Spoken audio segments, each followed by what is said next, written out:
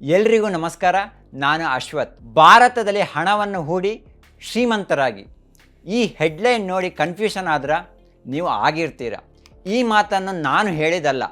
ಅಮೇರಿಕದ ಖ್ಯಾತ ಹೂಡಿಕೆ ತಜ್ಞ, ಇನ್ವೆಸ್ಟ್ ಗುರು ಎಂದೇ ಹೆಸರುವಾಸಿಯಾಗಿರುವ ಜಿಮ್ ರೋಜರ್ಸ್ ಇತ್ತೀಚೆಗೆ ಈ ಹೇಳಿಕೆಯನ್ನು ನೀಡಿದ್ದಾರೆ. ಮಾಧ್ಯಮವೊಂದರ ಕಾರ್ಯಕ್ರಮದಲ್ಲಿ ಮಾತನಾಡಿದ ಇವರು, ನೀವು ಈಗ ಶ್ರೀಮಂತರಾಗಬೇಕಾದ್ರೆ ಭಾರತದಲ್ಲಿ ಹೂಡಿಕೆ ಮಾಡುವಂತೆ ಎಲ್ಲರಿಗೂ ಸಲಹೆ ನೀಡ್ತಾ ಇದ್ದಾರೆ. ಜನರು ಶ್ರೀಮಂತರಾಗಲು ಬಯಸಿದರೆ ನಾನು ಭಾರತೀಯ ಮಾರುಕಟ್ಟೆಗಳಲ್ಲಿ ಷೇರುಗಳನ್ನು ಖರೀದಿಸುವಂತೆ ನಾನು ಸಲಹೆ ನೀಡ್ತಾ ಇದ್ದೀನಿ ಅಂತ ಅವರು ಹೇಳಿದ್ದಾರೆ. ಯಾಕೆಂದರೆ ಪ್ರಪಂಚದಾದ್ಯಂತ ಸಾಕಷ್ಟು ಸ್ಮಾರ್ಟ್ ಭಾರತೀಯರು ಇದ್ದಾರೆ. ಭಾರತದ ಆರ್ಥಿಕತೆ ಸರಿಯಾದ ದಿಕ್ಕಿನಲ್ಲೇ ಸಾಗ್ತಾ ಇದೆ. ಭವಿಷ್ಯದಲ್ಲಿ ಭಾರತವು ಈಗಿರುವುದಕ್ಕಿಂತಲೂ ಉತ್ತಮವಾಗಿರಲಿದೆ ಅಂತ ಹೇಳಿದ್ದಾರೆ. ವಿಷಯ ಗೊತ್ತಾ? ಈಗ ಭಾರತದ ಆರ್ಥಿಕತೆ ಉತ್ತಮವಾಗಿದೆ ಎಂದು ಹೇಳಿದ್ದ ಜಿಮ್ ರೋಜರ್ಸ್ ಹಿಂದೆ ಭಾರತದಲ್ಲಿ ಹೂಡಿಕೆ ಮಾಡಿದರು. ಆದರೆ 2015ರಲ್ಲಿ ತನ್ನ ಎಲ್ಲ ಹೂಡಿಕೆಗಳನ್ನು ಮಾರಾಟ ಮಾಡಿ ಮೋದಿ ಸರ್ಕಾರದ ವಿರುದ್ಧವೇ ಕಿಡಿಕಾರಿದರು. NDA ಸರ್ಕಾರ ಹೂಡಿಕೆದಾರರ ನಿರೀಕ್ಷೆಗಳನ್ನು ಪೂರೈಸಲು ವಿಫಲವಾಗಿದೆ. ಭಾಗಶಃ ಷೇರು ಮಾರುಕಟ್ಟೆಗಳು ಮುಂದೆ ಉತ್ತಮವಾಗಿ ಇರುವುದಿಲ್ಲ ಎಂದು ನೇರವಾಗಿ ಖಡಕ್ಕಾಗಿ ಹೇಳಿದರು. ಭಾರತದ ಷೇರು ಮಾರುಕಟ್ಟೆ ಉತ್ತಮವಾಗಿಲ್ಲ, ಸರ್ಕಾರ ವಿಫಲವಾಗಿದೆ ಎಂದು ಹೇಳಿದ್ದ ಜಿಮ್ ರೋಜರ್ಸ್ ಈಗ ಇದ್ದಕ್ಕಿದ್ದಂತೆ ಭಾರತದ ಷೇರು ಮಾರುಕಟ್ಟೆ ಉತ್ತಮವಾಗಿದೆ ಎಂದು ಹೇಳಲು ಕಾರಣವಿದೆ. ಭಾರತದಲ್ಲಿ ಈಗ ಜನರು ಯೋಚನೆ ಮಾಡುವ ಲಹರಿ ಬದಲಾಗಿದೆ. ಮೊದಲೆಲ್ಲ ಶ್ರೀಮಂತರು, ದುಡ್ಡಿದ್ದವರಿಗೆ ಮಾತ್ರ ಷೇರು ಮಾರುಕಟ್ಟೆ ಎಂಬ ಭಾವನೆ ಇತ್ತು. ಆದರೆ ಈಗ ಈ ಚಿಂತನೆ ಬದಲಾಗಿದ್ದು ಮಧ್ಯಮ ವರ್ಗದವರು ಸಹ ಷೇರು ಮಾರುಕಟ್ಟೆಯಲ್ಲಿ ಹೂಡಿಕೆಯನ್ನು ಮಾಡ್ತಾ ಇದ್ದಾರೆ. ಇದರ ಪರಿಣಾಮ ಷೇರು ಮಾರುಕಟ್ಟೆಯಲ್ಲಿ ದೇಶೀಯ ಹೂಡಿಕೆದಾರರ ಸಂಖ್ಯೆ ಹೆಚ್ಚಾಗ್ತಾ ಇದೆ. ಹೂಡಿಕೆ ಹೆಚ್ಚಾಗ್ತಾ ಇದ್ದಂತೆ ಸಂವೇದಿ ಸೂಚ್ಯಂಕಗಳು ಏರಿಕೆ ಆಗ್ತಾ ಇದೆ. 1991ರಲ್ಲಿ ಆರಂಭಗೊಂಡ BSE 10,000 ಅಂಕ ತಲುಪಲು 5,945 ದಿನವನ್ನು ತೆಗೆದುಕೊಂಡಿತ್ತು.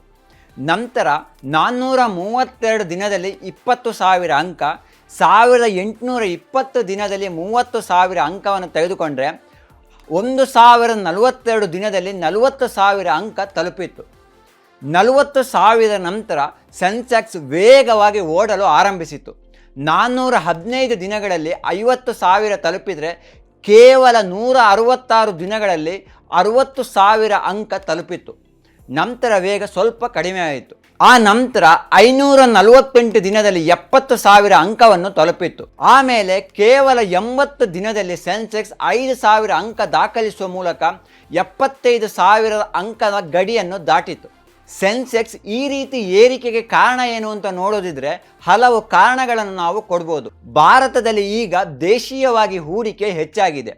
ಹಿಂದೆ ವಿದೇಶಿ ಹೂಡಿಕೆದಾರರು ಭಾರತದ ಷೇರು ಮಾರುಕಟ್ಟೆಯಲ್ಲಿ ಹೆಚ್ಚಾಗಿ ಹೂಡಿಕೆಯನ್ನು ಮಾಡ್ತಾ ಇದ್ರು. ಅವರು ಹೂಡಿಕೆಯನ್ನು ಹಿಂದಕ್ಕೆ ಪಡೆದ ಕೂಡಲೇ ಷೇರು ಮಾರುಕಟ್ಟೆಯಲ್ಲಿ ಅಲ್ಲೋಲ ಕಲ್ಲೋಲವಾಗ್ತಾ ಇತ್ತು, ರಕ್ತಪಾತವಾಗ್ತಾ ಇತ್ತು.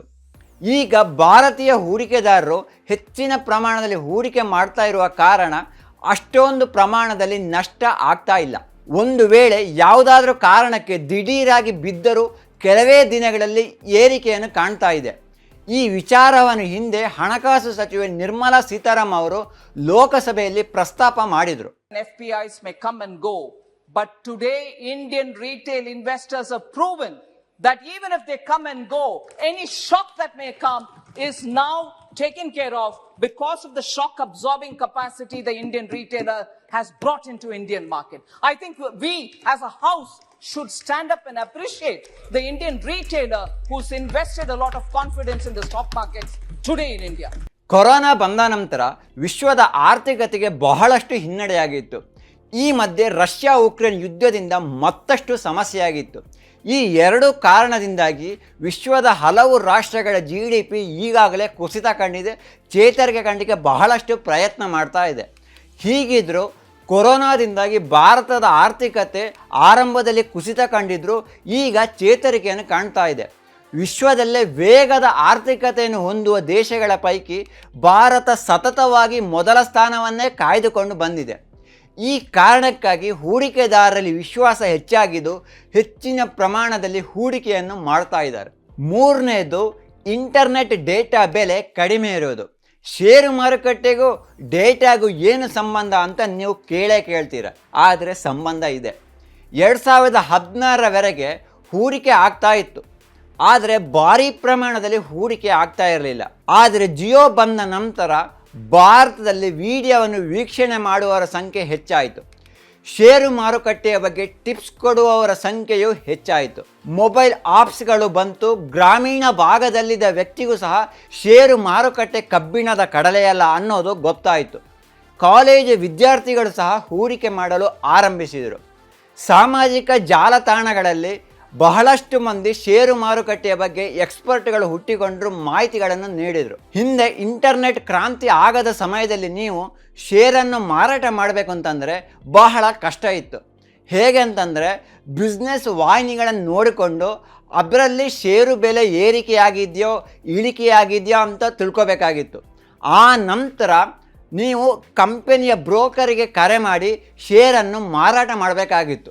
ಆದರೆ ಈಗ ಮೊಬೈಲ್ನಲ್ಲೇ ಒಂದೇ ಸೆಕೆಂಡ್ನಲ್ಲಿ ಷೇರನ್ನು ಖರೀದಿಸಿ ಮಾರಾಟ ಮಾಡ್ಬೋದು. ಇದೆಲ್ಲದರ ಪರಿಣಾಮ ದೇಶದ ಷೇರು ಮಾರುಕಟ್ಟೆಯಲ್ಲಿ ಹೂಡಿಕೆ ಹೆಚ್ಚಾಗಿದೆ. ಭಾರತದಲ್ಲಿ ಈಗ ಹೂಡಿಕೆ ಆಗ್ತಿರೋದು ನಿಜ, ಆದರೆ ವಿಶ್ವಕ್ಕೆ ಹೋಲಿಸಿದರೆ ಈ ಸಂಖ್ಯೆ ಭಾಳ ಕಡಿಮೆ ಇದೆ. ಅಮೇರಿಕದ ಒಟ್ಟು ಜನಸಂಖ್ಯೆ 33 ಕೋಟಿ. 33 ಕೋಟಿ ಪೈಕಿ 55% ಮಂದಿ ಅಂದರೆ ಹತ್ತಿರ 16 ಕೋಟಿ ಜನ ಹೂಡಿಕೆ ಮಾಡಿದ್ದಾರೆ. ಎರಡನೇ ಸ್ಥಾನದಲ್ಲಿ UK ಇದೆ. ಇಲ್ಲಿನ ಜನಸಂಖ್ಯೆ 6.7 ಕೋಟಿ. ಇಲ್ಲಿ 33% ಮಂದಿ ಷೇರು ಮಾರುಕಟ್ಟೆಯಲ್ಲಿ ಹೂಡಿಕೆ ಮಾಡಿದ್ದಾರೆ. ಮೂರನೇ ಸ್ಥಾನದಲ್ಲಿ ಚೀನಾವಿದೆ. ಚೀನಾದ ಜನಸಂಖ್ಯೆ 141 ಕೋಟಿ ಇದ್ದು ಹತ್ತಿರ 38 ಕೋಟಿ ಜನ ಷೇರು ಮಾರುಕಟ್ಟೆಯಲ್ಲಿ ಹೂಡಿಕೆಯನ್ನು ಮಾಡಿದ್ದಾರೆ. ನಾಲ್ಕನೇ ಸ್ಥಾನದಲ್ಲಿ ಭಾರತ ಇದೆ. ನಿಮಗೆ ಗೊತ್ತು, ಭಾರತದ ಜನಸಂಖ್ಯೆ 141 ಕೋಟಿ. ಈ ಪೈಕಿ 3% ಮಂದಿ ಅಂದರೆ 4.23 ಕೋಟಿ ಜನ ಮಾತ್ರ ಷೇರು ಮಾರುಕಟ್ಟೆಯಲ್ಲಿ ಸಕ್ರಿಯವಾಗಿ ಹೂಡಿಕೆಯಲ್ಲಿ ತೊಡಗಿಸಿಕೊಂಡಿದ್ದಾರೆ.